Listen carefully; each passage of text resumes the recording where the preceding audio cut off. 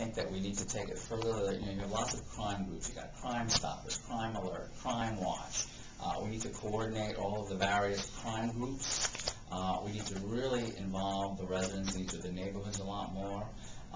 And we also have to take a look at some of the problems that are causing the crime in the neighborhoods. I'm not pleased with the level of work in terms of the foreclosure issues in the neighborhoods. That's causing blight in the neighborhoods that have never seen. Why not? What can be done about that? Well, I think if you look at some of the other cities in the county, Coral Springs, Deerfield Beach, they're much more aggressive in holding the banks accountable for maintaining the properties. We don't seem to be doing that. I'm not pleased. Well, it's just beginning, but there needs to be a real guarantee that we're going to do a good job with the neighborhood stabilization program dollars that are going to be coming into each of the neighborhoods. But I think it's really going to take a coordination.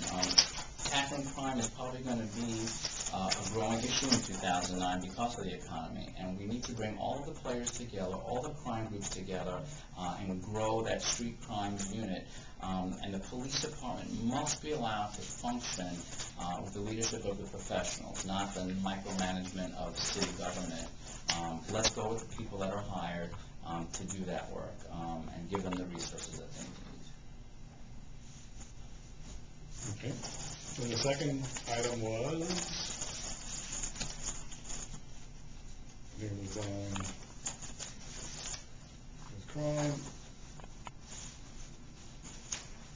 Oh, the foreclosures we kind of mentioned, and then economic initiatives. Yes. Right now we have a pretty dormant economic development department in the city. I think one of the candidates even said establish an economic development department, but we already have one. It's just not working well. If you look at an example, for instance, the Convention and Visitors Bureau, how aggressive they are in traveling the world to make sure that people know about Fort Lauderdale and Broward County. We need to be piggybacking on those efforts. We need to be working with the economic development people of Broward County.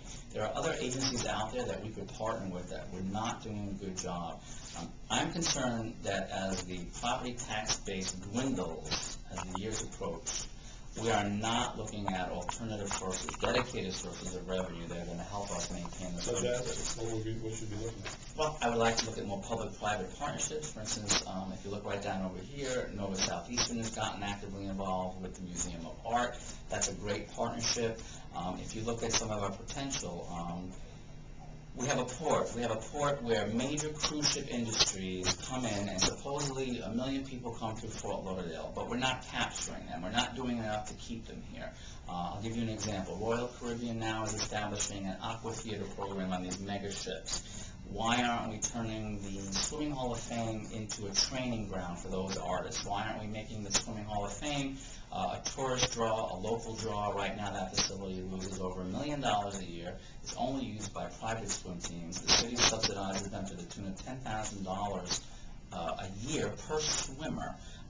It's falling apart, and yet we're not looking at it as an economic engine. We have to identify the places in the city where we can create economic engines. That's why I'm a big proponent of the creative industries. We do not do enough in this city and this county to value the architects, the engineers, the designers, the writers, the artists. We don't do enough to bring those people to the table in terms of solutions. Those people are also the people that are going to help us with green initiatives that we don't do enough of. I sat, as I mentioned, on the Planning and Zoning Board for 3 years, and I would ask those questions. Why aren't we looking at LEED certification for construction? Why aren't we doing enough to grow the city into a green city? Excuse me? What did they tell you? I never got those answers. Why don't we have more green roofs? Why aren't we doing enough in terms of, I mean, this is the capital of sun and a good deal of breeze, wind. And yet we should be one of the leaders in that industry. We should be attracting green industries here. I just was talking yesterday, I went to the Green League of Broward meeting, and I was talking to a gentleman from Hollywood. His business is based on this.